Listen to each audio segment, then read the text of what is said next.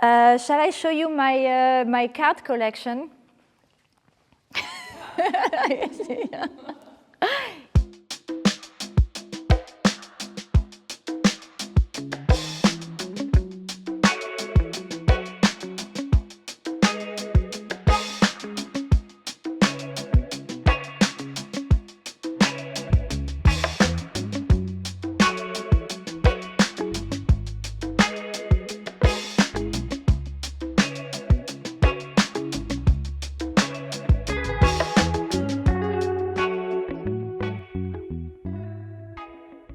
You know, each time I also work on these cards, it takes me a couple of days, weeks, sometimes months to make a card because, you know, the first layers, and then you stitch, and then you don't like it, and then you unstitch, and then you cut again, and then you paint, and then you wait that the oil dries, and so on and so on.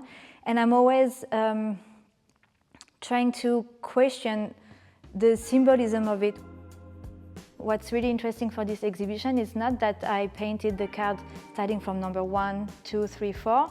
I had all the cards laying, and then I always picked one, and then I said, okay, now we'll paint this one. So it's also a game for me.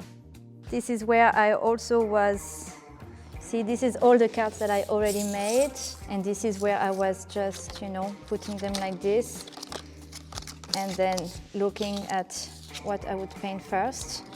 So this is always a little exciting time. And I always kind of needed to know 3 cards in advance, not more. This card, I was so looking forward to paint it because I really wanted to use a lot of cards to create it's called the House of God, and it's kind of like also a little bit of a crazy madhouse. And I thought that cards can turn people also crazy. It's so interesting how much symbolism and strength and so much energy we give to these cards. And so for me, it was important to really create a house with these cards, and the sculpture that I also make, the Chateau de Cartes, it's also a house made of cards. And these cards, the ones that are a little bit darker, they belong to my grandparents. And this one is my favorite card of all. It's the Fool. Basically, in tarot, you can consider him also kind of as the Joker, like in normal card games. He's the one who is above every rules. He's the one who, for me, is just the most free person who doesn't belong to this hierarchy and the society of the cards. And he can be number 0, he can be number, I don't know, 20-something. He just doesn't have, he doesn't care, he doesn't need it. This was a brooch that I used to wear, and now he has a beautiful little eye. And this also comes from India. So if you actually take the painting, I mean, I guess nobody would do that, but I do this. And it's really nice to hear the sound. Although she's l'Impératrice, she should have a crown, but maybe this is enough, just like this.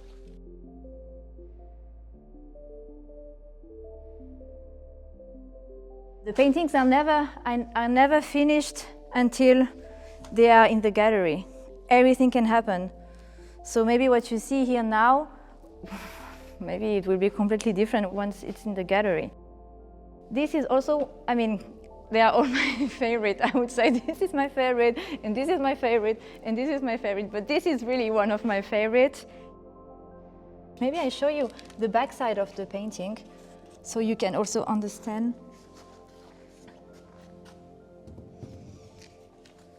It's also really beautiful on this side. It's a lot of stitching. And what's also interesting is that I learned this technique when I was in India. So there I am again, you know, 15 years ago. Everything you learn, what I learned in fashion school, what I learned as a child, tarot, I got to know tarot from my grandmother. It's just everything you learn through your life makes you do what you do now.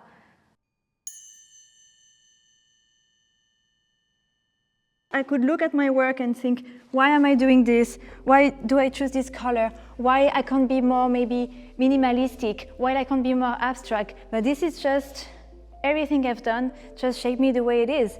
And I could question it forever, but at the end, I always go back to colorful, figurative work, and I should just accept it and embrace it. And yeah. I always feel like I'm a nurse in the hospital, you know? So what do we work on today? Who am I gonna save?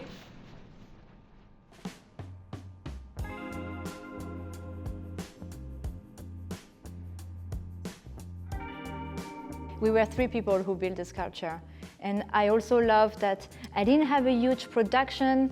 I tried to actually to contact people in Berlin who could do it with me. Nobody answered, so I did it with my husband and a friend of us who is a blacksmith. So we were 3 people and we just built a castle. Even in German you would call it a Kartenhaus, and in English a card house. In French you call it a chateau. And I dreamed to have a castle and I just built one, and it's made out of cards. And this time it just won't fall down. It's my little kingdom, and I'm the king of this kingdom, or the queen. And as I always say, if you have such a castle, you just must be a fool. And the fool is the Joker, and this is why it's always my favorite character, either in tarot or in normal cards. Yeah, it's an artist. He's the one who is above any rules and travels from places to places and tells stories. And I always believe that the fool nowadays is the artist. We just take the place of this silly person who was in front of a huge crowd and made everybody laugh or made everybody dream for a minute and then went to the next castle. So I feel like this is, yeah, I'm just one of many fools who is presenting my art, I don't know, my sculptures, my world. I'm presenting my world. And here you are in my playground, and I'm here every day, and this is the most beautiful playground. I'm just as a child. Nothing has changed since, I wish nothing had changed. But since I'm 5 years old, I wanted to be a painter, and I told my parents I would be a painter. And I'm 34, so it's been almost 30 years that this was in the back of my head. And I was just in my room cutting and gluing and stitching and drawing and painting, and this is exactly what I do every day. And this is, I think, this little girl, I think she would be really proud. She would be amazed. And here I am. I'm just making castles and little houses and flowers and queens and kings, just bigger. Yeah, nothing has changed. If life could be that simple. It's not that simple. I romanticize also the whole thing, right? Yeah, it's not that simple.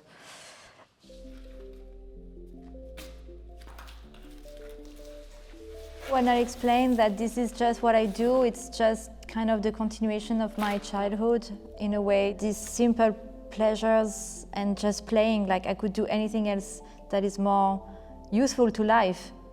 But then I play, and I think playing it's even like above, it's a bit almost spiritual. You know, children, they just want to play the whole time. And now that we are adults, we don't. We just have to work, and we have to be serious, and we have to work out, and we have to take care of children, and so on and so on. And we just don't play. But actually, playing makes you forget all your problems and puts you in a way in a much more better space.